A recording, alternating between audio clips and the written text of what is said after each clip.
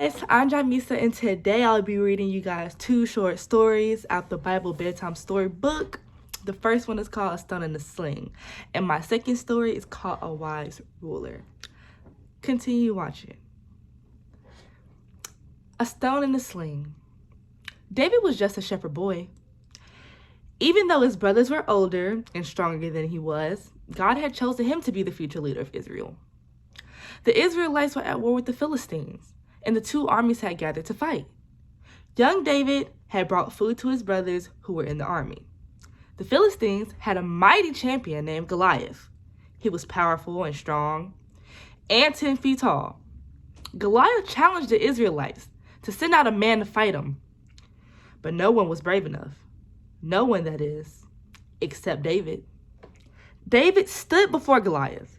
God had been with him when he had protected his sheep from lions and bears. And David knew that God would be with him now. He stood there with nothing but his staff, a sling, and 5 stones. Goliath laughed at him, but David fearlessly ran forward, putting a stone in his sling and flinging it with all his might. It hit Goliath on his forehead, and he fell to the ground. David raced up and cut off his head, using Goliath's own sword.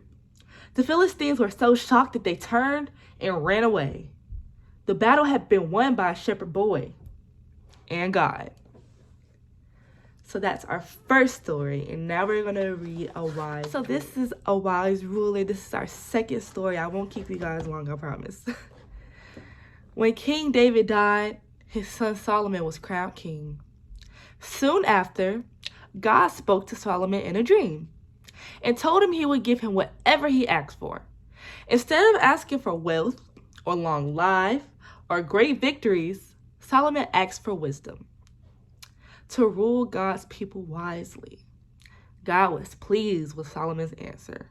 I will give you wisdom, he said, but I will also give you the things you didn't ask for. Sometime later, 2 women came to Solomon holding a baby. They had both had babies at the same time, but one of the babies had died. Now each woman claimed the living baby was hers. The king called for a sword and told a guard, "Cut the child in 2 and give half to one woman and half to the other." One woman cried out in horror, "No, my lord, give her the baby. Don't kill him. I would rather she looked after him than he died." But the other nodded, for she thought this was fair. Then Solomon said, "Give the baby to the first woman. Do not kill him. She is his true mother." And everyone realized just how wise and clever God had made him. So something that we can take away from this story is that we should not do things like this out of spite.